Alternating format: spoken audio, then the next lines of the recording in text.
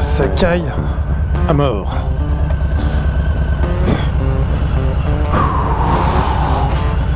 Ah.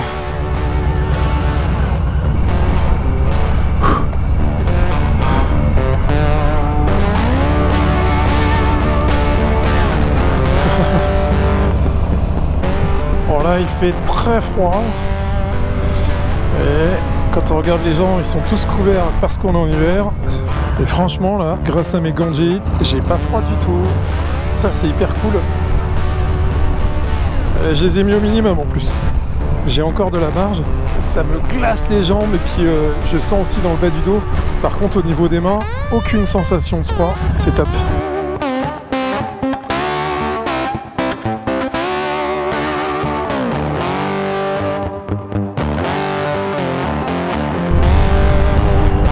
Salut les amis, bienvenue sur Fry HD, la chaîne où on parle moto Harley Davidson et plus particulièrement du Softail standard puisque c'est ma moto. Il fait, je sais pas loin de zéro, ça caille sa mère, mais heureusement j'ai mes gants de G-Hit et du coup j'ai froid partout, mais pas aux mains en tout cas. C'est vraiment agréable. Alors on va essayer de passer, si ça passe ou pas. Ouais. Merci. Merci. Alors j'ai déclenché la caméra ce soir là parce que j'ai vu un article cet après-midi incroyable. Cet article parle d'une éventuelle nouvelle Harley Davidson dans la lignée des X350 et X500 dont je vous ai déjà parlé, qui sont deux motos petites cylindrées qui ne sont pas du tout prévues pour le marché européen. On va y revenir après d'ailleurs aussi. Et dans cette lignée, a priori, ils auraient prévu, c'est du conditionnel parce que j'ai pas pu vérifier encore l'info, parlerait d'une Panamerica 350 cm3, donc une petite Panamerica, dans les 200 kg, 23 chevaux et 28 Nm de couple à 5000 tours. Donc c'est une information assez étonnante, suffisamment pour que je vous la communique.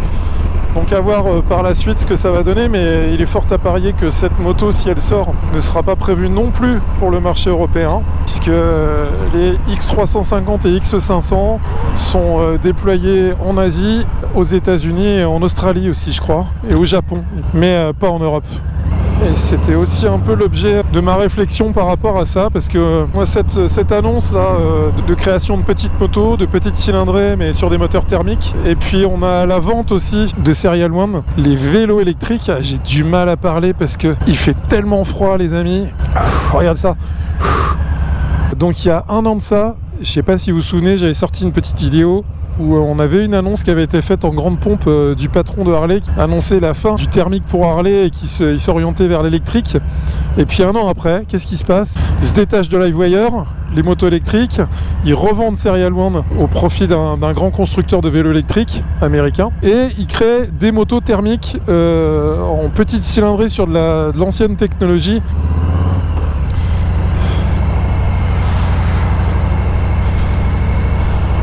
Donc toute cette... il n'y a qu'à faire comme ça. Il est ouf lui. Oh, le mec, comment il m'a rasé. Alors qu'est-ce qu'il va me faire là? Non, ça va.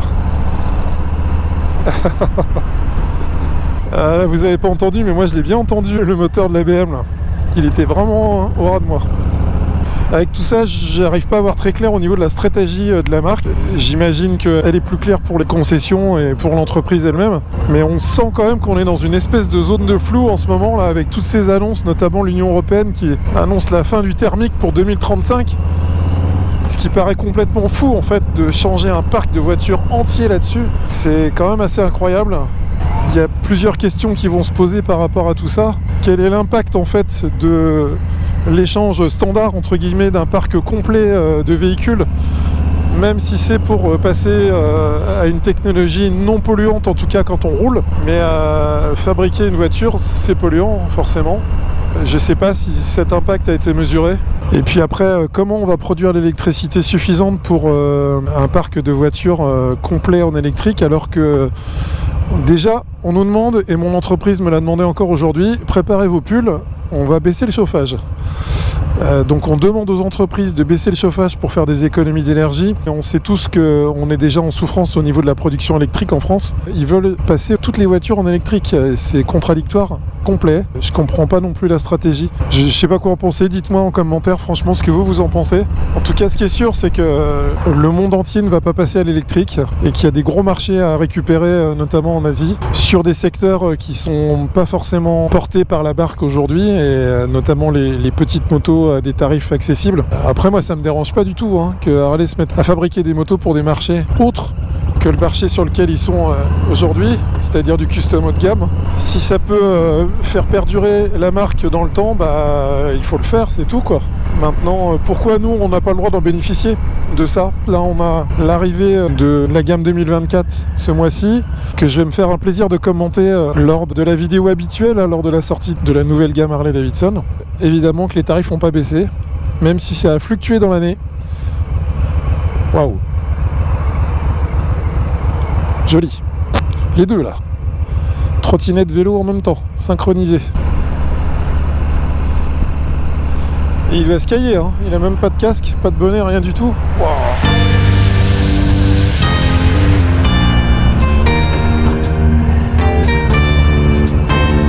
Donc pensez à me lâcher un like sur la vidéo, à vous abonner à la chaîne si c'est pas déjà fait. Et je sais que c'est pas fait, je te vois, tu ne t'es pas abonné à la chaîne. Et donc pour toi, à ton avis, en Europe et en France, est-ce qu'on va tous finir en moto électrique? Ou au contraire, est-ce que les États vont faire marche arrière? En tout cas, les constructeurs, eux, ils commencent à réfléchir sérieusement à la chose, à l'image de BMW qui l'a annoncé la semaine dernière, qui va freiner sa gamme vers l'électrique, et en tout cas qui proposera toujours du thermique. Dites-moi ce que vous en pensez en commentaire. Et puis, je vais mourir ici, tellement il fait froid. Voilà, c'est le moment de l'annonce dont je vous parlais en début de vidéo. C'est une annonce importante. Depuis le début de cette chaîne que j'ai créée suite à l'achat de mon Softail standard, c'est la première fois que je vais changer de moto. Je mets donc en vente mon Softail standard. Certains l'ont déjà vu sur le Bon Coin, puisque j'ai reçu des messages qui me l'ont fait remarquer. Voilà, donc passez le message. Si vous êtes intéressé, n'hésitez pas à me contacter pour que je vous redonne des informations sur cette moto. Elle est plutôt bien placée au niveau tarif, franchement. Je sais que c'est pas forcément la bonne période, on est en plein hiver et c'est pas la période idéale pour vendre une moto, mais je le fais maintenant puisque j'ai un projet qui est en cours avec une nouvelle moto qui devrait arriver. C'est un moment important de la chaîne, c'est un moment important pour moi. J'ai hâte de vous en parler, mais je ne dis rien pour l'instant puisqu'il n'y a rien de fait à 100%. Je veux pas me porter la poisse, donc on verra ça en temps et en heure. En attendant, faites passer le message à votre entourage. Puis moi, je reste à votre disposition. Vous savez comment me contacter sur tous les réseaux, donc je compte sur vous pour relayer l'information. Sinon, vous avez toujours les casquettes et les suites qui sont à vendre par le biais de la chaîne YouTube. Voilà, c'est tout ce que j'avais à annoncer. J'espère que vous me suivrez toujours malgré le fait que je change de moto. Évidemment, sans vous spoiler, je vais quand même vous annoncer que je vais rester chez Harley Davidson, en espérant que ça aille jusqu'au bout au niveau de la transaction.